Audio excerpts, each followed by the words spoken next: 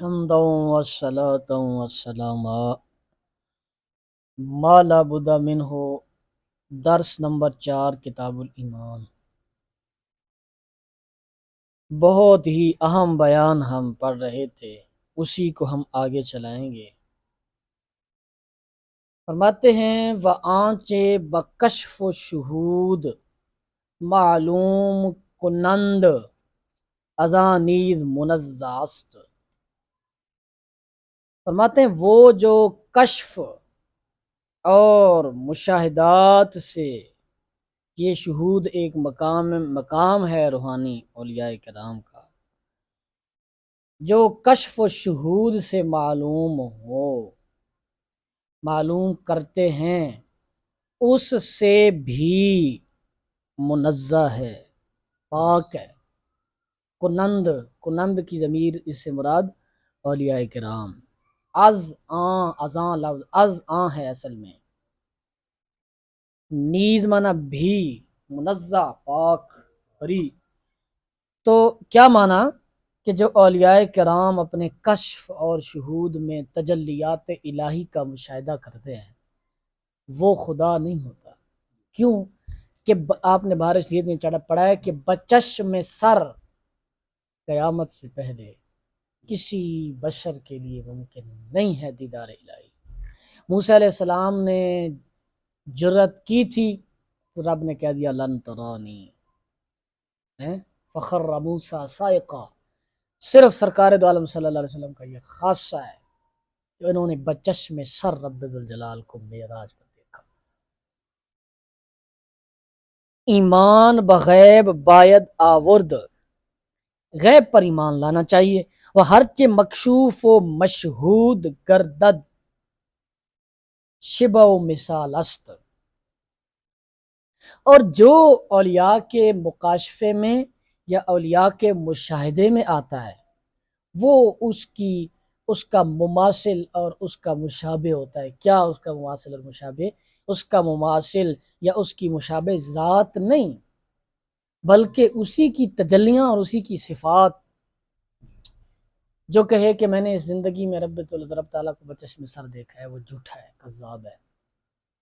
حضرت ابو حنیفہ اور جتنے اولیاء کرام کے متعلق آتا ہے، انہوں نے 70 بار دیدار کیا، 100 بار دیدار کیا۔ یہ سب اللہ تعالیٰ کے ذات کی، اللہ کی صفات کی تجلیاں، مظہر ہوتے ہیں۔ کوئی یہ نہیں کہہ سکتا کہ میں نے رب تعالیٰ کو دیکھا ہے سوائے سرکار دو عالم صلی اللہ علیہ وسلم۔ آرا تحت لائے نفی باید ساخت، اس کو لائے نفی کے تحت لانا چاہیے۔ لائے نفی لا الہ الا اللہ، لائے نفی سے مراد لا الہ الا اللہ کی لا کے تحت لانا چاہیے، کہ جیسے اس کے اندر دیگر خداؤں کی نفی کی گئی ہے، اس ساری بات شہود مشاہدہ مکاشفہ، اس کو بھی اسی لا کے تحت لانا چاہیے کہ اللہ پھر بھی ایک ہے۔ این چنی حضرات فرموداند، اسی طرح حضرات فرماتے ہیں، اسی طرح حضرات یعنی اسی طرح علماء کرام صوفیاء اولیاء فرماتے ہیں۔ پس ایمان آریم، کیا فرماتے ہیں؟ پس ایمان آریم کہ حق تعالی محیط اشیاست، پس ہم اس بات پر ایمان لاتے ہیں کہ اللہ تعالی ہر چیز کو محیط ہے۔ وہ قریب اشیاست و قریب، محیط ہے اشیاء کے اور قریب ہے۔ وہ معنی احاطہ و قرب و معیت نہ دانیم کی چیست، اور قرب و معیت کا معنی ہم نہیں جانتے۔ احاطہ، قرب، معیت، اس کا معنی ہم نہیں جانتے کہ اللہ تعالیٰ چیزوں کو محیط ہے تو کیسے محیط ہے، اللہ تعالیٰ چیزوں کے قریب ہے تو کیسے قریب ہے، اللہ تعالیٰ چیزوں کے ساتھ ہے تو کیسے ساتھ ہے۔ نحن اقرب الیہ من حبل الورید کا معنی ہمیں نہیں پتا کہ وہ کس طرح قریب ہے، بس وہ اپنی شان کے لائق، اپنی شان کے مطابق قریب ہے۔ و ہم چنی استوائے او سبحانہ بر عرش، و گنجائش او در قلب مومن، و نزول او آخر شب با آسمان پئیں کہ در احادیث و نصوص واردند۔ اور اسی طرح استوا بنا ٹھہراؤ، ٹھیک ہے، جو قرآن مجید میں جگہ جگہ ہے استوا علی العرش ثم استوا علی العرش، اللہ تعالیٰ نے عرش پر استوا فرمایا تو اعلیٰ حضرت اس کا ترجمہ بھی استوا ہی کرتے ہیں، ٹھیک ہے۔ تو اس نے کیسے اپنے عرش پر استوا فرمایا؟ اب اگر کہیں کہ اس نے کوئی اس کی جہت بیان کریں یا اس کو کہیں عرش پر بیٹھا، عرش پر مکین ہوا، عرش پر جو ہے نا وہ نشست دارندہ ہوا، ایسے لفظ استعمال کریں تو پھر رب جلال کے لیے جسم ثابت ہو جائے گا۔ یہی مسئلہ ہے ابن تیمیہ کے ساتھ ہمارا، جس نے یہ تجسیم کی بنیاد رکھی تھی۔ تو جدھر اللہ تعالیٰ کی صفات میں جہاں کہیں تجسیم جسم کی بات آئے اس سے زبان کھینچ لو، یہی اہل سنت کا عقیدہ ہے۔ ان لفظوں کے ترجمے ہی چھوڑ دو۔ استوائے او سبحانہ بر عرش، اس کا استوا عرش پر، و گنجائش او در قلب مومن، اور اس کی گنجائش یعنی اس کا سما جانا قلب مومن کے اندر، مومن کے دل کے اندر، وہ کیا ہے قرآن مجید میں؟ ان اللہ یحول یا ان اللہ یحول، ان اللہ یحول بین المرء و قلب ہی، انہ ہے یا انہ ہے، بین المرء و قلب ہی، اللہ تعالیٰ اس بندہ اور اس کے دل کے درمیان حائل ہو جاتا ہے۔ اب اس کا کون ترجمہ کرے کہ وہ کیسے حائل ہو جاتا ہے؟ وہ نزول او آخر شب با آسمان پہیں، جیسے مقدس راتوں کے متعلق آیا ہے معراج، شب برات وغیرہ کہ اللہ تعالیٰ ساتویں آسمان پر اپنا نزول فرماتا ہے۔ اب اس کا بھی وہی ترجمہ نہیں کرنا کہ وہ آ جاتا ہے اوپر سے نیچے، پھر تو وہی عقیدہ ثابت ہو گیا، پھر تو بیٹھنا اٹھنا آنا جانا سفر ہے یہ سب ثابت ہو گیا، تو اس سے گریز کرنا ہے کہ در احادیث و نصوص واردن، کہ احادیث اور نصوص میں وارد ہے۔ ہم چنیں ید و وجہ کے نصوص بداں ناتکند، ایمان بداں باید آورد، بر معنی ظاہر آن حمل نباید کرد۔ اور اسی طرح ہاتھ اور چہرہ، جیسے آیا ہے قرآن مجید میں ید اللہ فوق ایدیہم، کہ اس روز ان کے ہاتھوں پر اللہ کے ہاتھ تھے، ٹھیک ہے، ظاہری ترجمہ یہ ہوتا ہے۔ اسی طرح آیا وجہ فَإِنَّمَا تُوَلُّوا فَثَمَّ وَجْهُ اللَّهِ، اس کا ظاہری ترجمہ یوں ہوتا ہے کہ جہاں تم پھرو، جہاں تم منہ کرو وہاں اللہ کا چہرہ ہے۔ تو ایسے ترجمے نہیں کر رہے ہیں جس میں اللہ تعالیٰ کا جسم ثابت ہو۔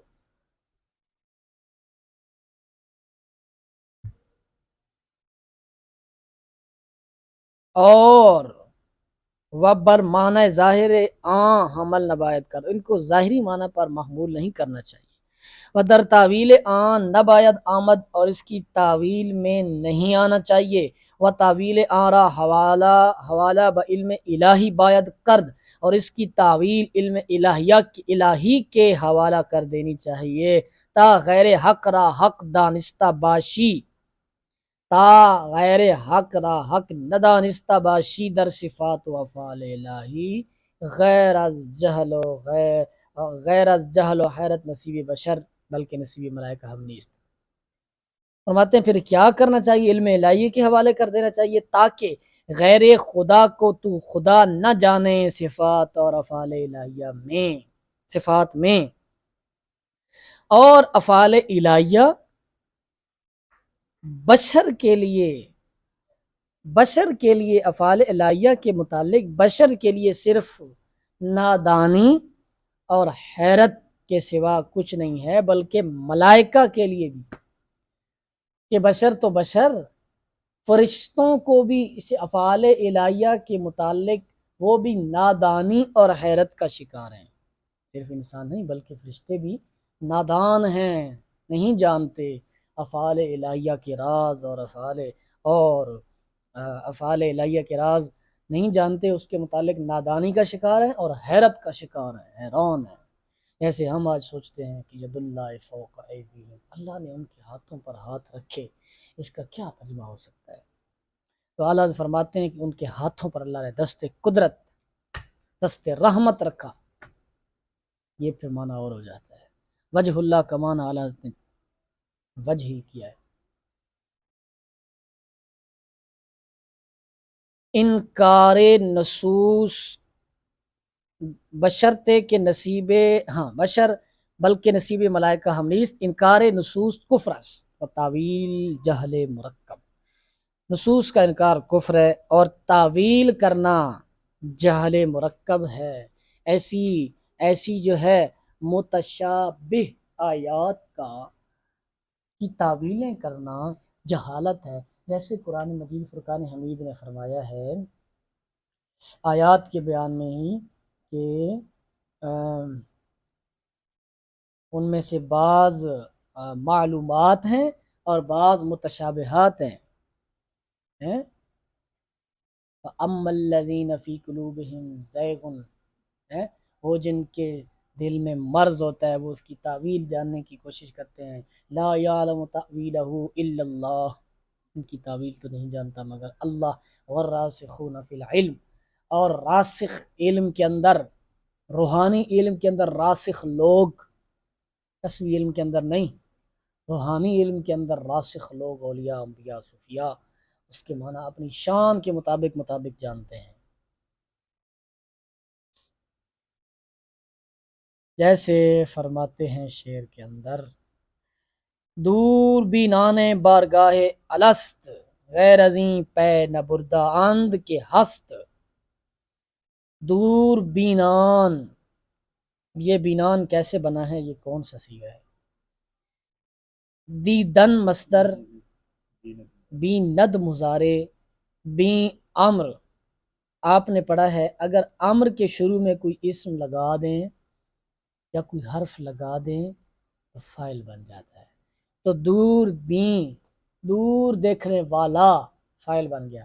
اس کی اب جمع بنائی تو دور بینا، الف نون کے ساتھ جمع بنائی دور بینا، دور دیکھنے والے برگاہ الست کے، برگاہ الہیہ کے دور تک دیکھنے والے، غیر عظیم پے نہ بردہ اند کے ہست، اس کے علاوہ کھوج نہیں لے گئے، اس کے علاوہ نہیں لے گئے ہیں کہ وہ ہے۔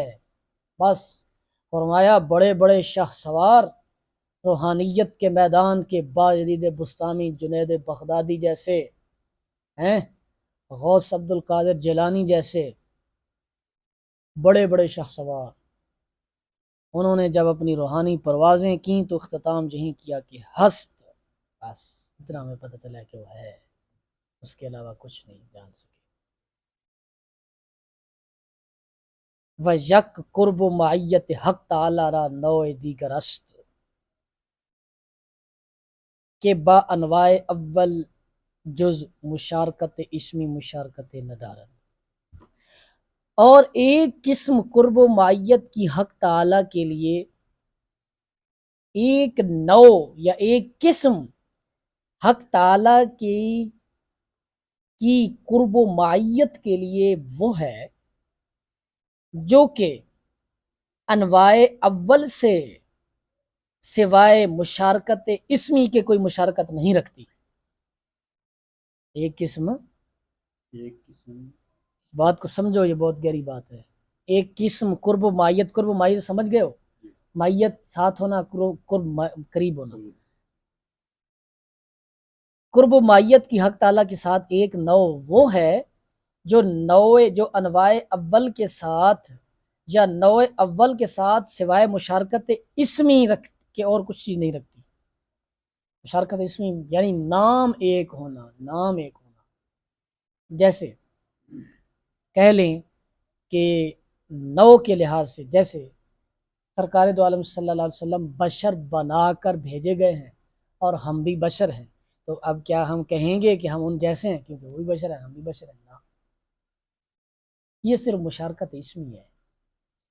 کیا ہم حضور داتا علی حجویری کے متعلق کہیں گے کہ وہ ہمارے جیسے ہیں؟ کیوں وہ بھی بشر ہیں ہم بھی بشر ہیں، وہ بھی حضور کی امتی ہیں ہم بھی حضور کی امتی ہیں، وہ بھی محمدی ہم بھی محمدی، وہ بھی انفی ہم بھی انفی، یہ مشارکت اسمی ہے۔ اسی طرح پہلی جو قرب و معیت بیان کی گئی ہے جس کے متعلق کہا تھا قرب کے در خور فہم کاسر ما باشد کہ آشیان خود جناب قدس نیست، اس قرب و معیت کے علاوہ ایک اور قسم ہے قرب و معیت ایک اور قسم ہے جس کو اس قرب و معیت کے ساتھ صرف مشارکت اسمی ہے، صرف نام کی مشابہت ہے، اور وہ کیا ہے؟ وہ آن نصیب خواص بندگان است از ملائکہ و انبیاء و اولیاء و عامہ مومناں. یہ عامہ کے بعد واو لگا ہے، یہ یہاں نہیں آتا بلکہ عامہ سے پہلے آتا ہے. اور وہ کیا ہے؟ وہ خواص بندگان، بندوں کا نصیب ہے، ملائکہ میں سے خاص بندے، انبیاء میں سے خاص بندے، اولیاء میں سے خاص بندے، اور عام مومنوں میں سے بعض بندے. عامہ مومنہ ہم مزین و قرب بے بہرانی نیند، بے بہرا نیند، اور عام مومنوں میں سے بھی ہم عظیم قرب، عام مومن بھی اس قرب کی نو سے بے بہرا نہیں ہے، دا واقف نہیں ہے، محروم نہیں ہے. ٹھیک ہے کہ وہ قرب جس کا خاص بندوں کو، جس کا جو خاص بندوں کا نصیب ہے، ملائکہ میں سے وہ بندے، انبیاء میں سے، اولیاء میں سے، لیکن عام مومن بھی اس سے محروم نہیں ہیں. این قرب درجات غیر متناہی درد، وہ بمعنی لا تقف عند حد، یہ قرب غیر متناہی درجات رکھتا ہے. غیر متناہی یعنی جن کی انتہا نہ ہو، متناہی جس کی انتہا نہ ہو. جیسے اللہ فرماتے ہیں تیرے تو وصف عیب تناہی سے ہیں بری. عیب تناہی اس شعر میں کتنا معنی ہے. تیرے تو وصف عیب تناہی سے ہیں بری، میں حیران ہوں میرے شاہ کیا کیا کروں تجھے. یہ شعر بہت تھوڑے لوگوں کو سمجھ آیا ہے.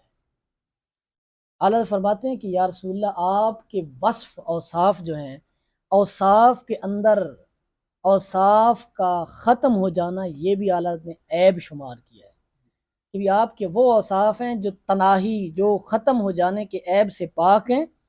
میں حیران ہوں میرے شاہ کیا کیا کہوں تجھے.